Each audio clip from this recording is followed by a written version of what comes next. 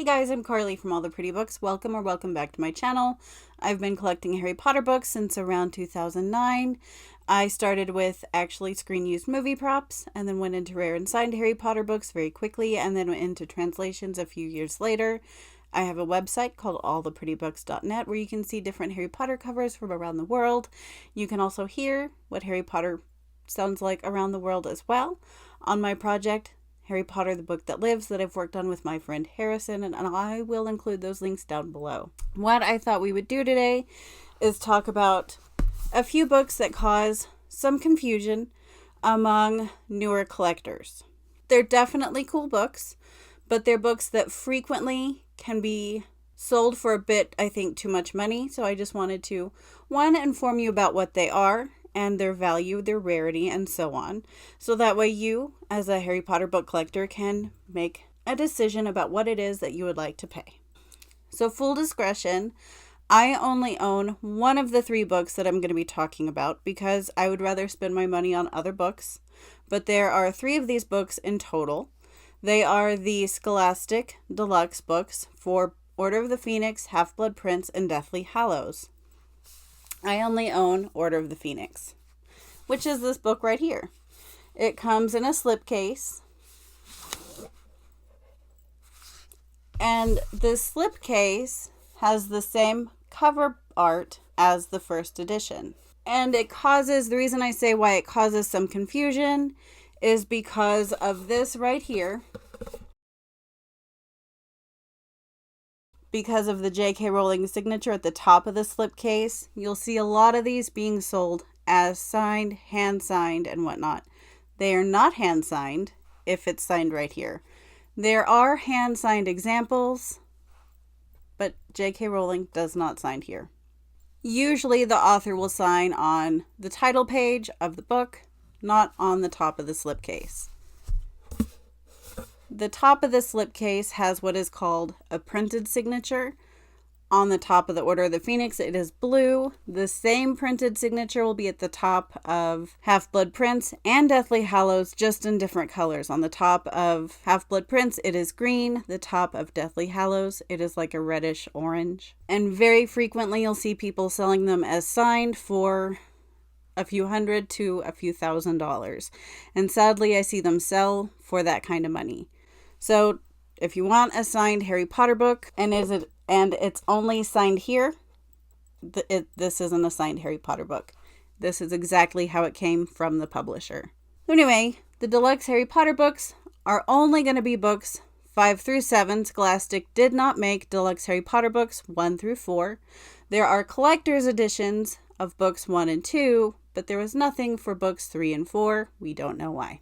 The deluxe edition of Order of the Phoenix came out when the first edition was also released. And the deluxe edition of Half-Blood Prince came out the same time as the first edition did. And Deathly Hallows deluxe edition came out at the same time as the first edition. The release price for the deluxe edition of Order of the Phoenix was $60, while the first edition was $30.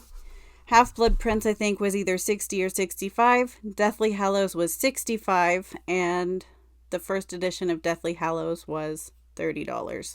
So about $30 more for the deluxe editions than for the trade editions or the first editions. The first print run of the first edition U.S. Order of the Phoenix had 6.8 million copies in the first print run. So that's so many books, you guys.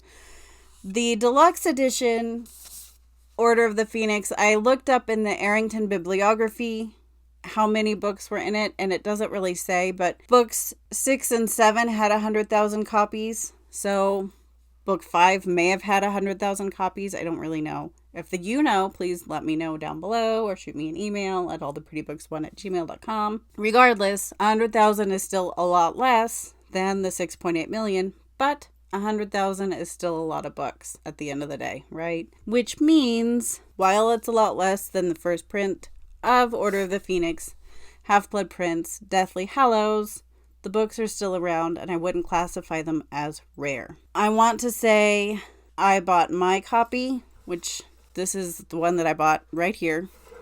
It's opened, it's out of the plastic. but I bought my copy for, I think, $10 plus shipping. So about $15 total. And I wasn't going to spend much more than that. I would buy the other 2 books for that, but I also haven't looked. If someone shoved one in my face and said this is $15 shipped, I would probably buy it. But they're just, the deluxe books are neat. I really don't need a full set. I like to have an example of one so I can show you guys what they are, because they do create a lot of confusion and misinformation in the marketplace. And part of the reason why I have my channel is to help dispel and work against the misinformation in the marketplace. So yes, I bought my copy for $15. So not rare, not super valuable. $15 copies exist, $10 copies exist, $20 copies exist, $30 copies exist. You can find them. I'm on eBay right now. You just have to, sometimes they're mislisted. People don't necessarily know what they are. So if you want a copy, sometimes you just have to search for Harry Potter Order of the Phoenix books and just kind of see what's out there on eBay. You do have to be careful, because if you search for deluxe Harry Potter books, it will pull up a lot of times the listings for the UK Harry Potter deluxe books, which were books 1 through 7, and they look vastly different from these. They're a lot more popular, and a lot of people don't necessarily know about the US deluxe books or call them as such. Sometimes they call them collector's editions or similar. But let's see what we look for on eBay. So I'm searching right now for US Deluxe Order of the Phoenix edition to see what that pulls up. Okay, that did pull up one for $14.50. It benefits charity. That's not too bad, you guys. The next, there's another for $17.99, $21.45, $19.45, $24, and then it goes on up from there. Point is, don't go spend a lot of money for this book. They're around for not a lot of money, and they're cool if you want to add one to your collection. They're around. I believe there are first and second prints, so if you want a first print, you may have to ask the seller to see a copy or a picture of the copyright page. I didn't care, to be very honest. I just bought one. And actually, I don't even know what print it is. And it's a second print, so I clearly didn't care. One of the things that is also cool about this book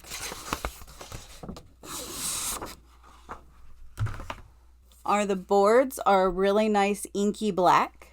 They are diamond embossed like the first edition boards, but they are a very nice inky black. And then you have a very beautiful blue foiling on the spine, and it just stands out very well on the spine, right? I think it is so pretty here.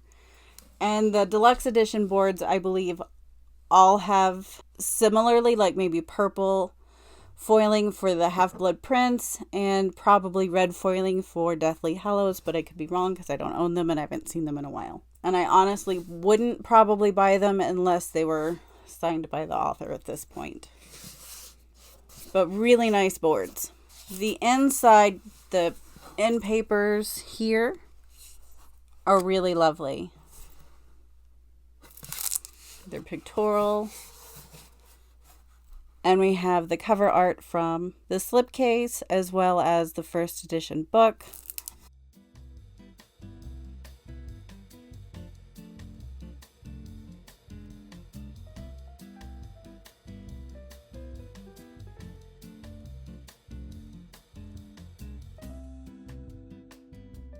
What's also cool for the deluxe editions, and it's going to be the same for 6 and 7 too, is you get unique cover art for the deluxe editions. And it's a wraparound jacket, so it's a one cover art piece from the front to the back, and it wraps around the spine. And it's one picture that wraps around, and it's unique Mary Grand Prix cover art to this particular edition. And it's the same, like I said, for books 6 and 7. What else is interesting about this particular cover piece is that if you own the BEA edition or the Book Expo of America edition, Order of the Phoenix, that came out in 2004, and softcover, of course, it has this same cover art. So that's pretty fun. And this, of course, is Grimmauld Place, which features so heavily in Order of the Phoenix. Now I'm searching on eBay for Half-Blood Prince Deluxe, and here's one for $14.99, $25, $24.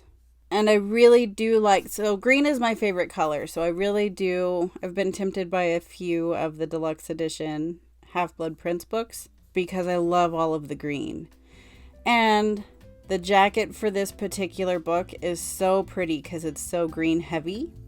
This jacket from the US Deluxe Edition of Deathly Hallows you may recognize because it is also now the spine art for the newer released softcover editions by Scholastic. However, between the spine art or the deluxe edition jacket, I much prefer the jacket.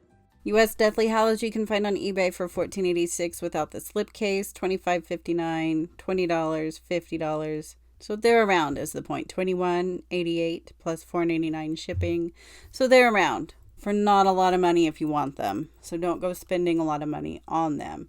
Any listing that says they're rare, hard to find, they're on eBay. I would also check, Facebook Marketplace. That's a pretty good source. And I just searched US Deluxe Deathly Hallows, US Deluxe Half-Blood Prince, US Deluxe Order of the Phoenix. If you search for signed Harry Potter books, or if you're looking through signed Harry Potter books, very commonly you'll see these sold as signed. And they're just not. At least if they're signed on the slipcase. That's a pre-printed signature. Unfortunately, the Order of the Phoenix doesn't have this feature, but Half-Blood Prince does. There is an illustration that is really lovely. Deathly Hallows also has a wonderful illustration on the same page as Half-Blood Prince. So I wish they would have done that with Order of the Phoenix. But again, the book Order of the Phoenix came out in 2003. And they were still kind of fleshing out probably what they wanted the deluxe editions to be.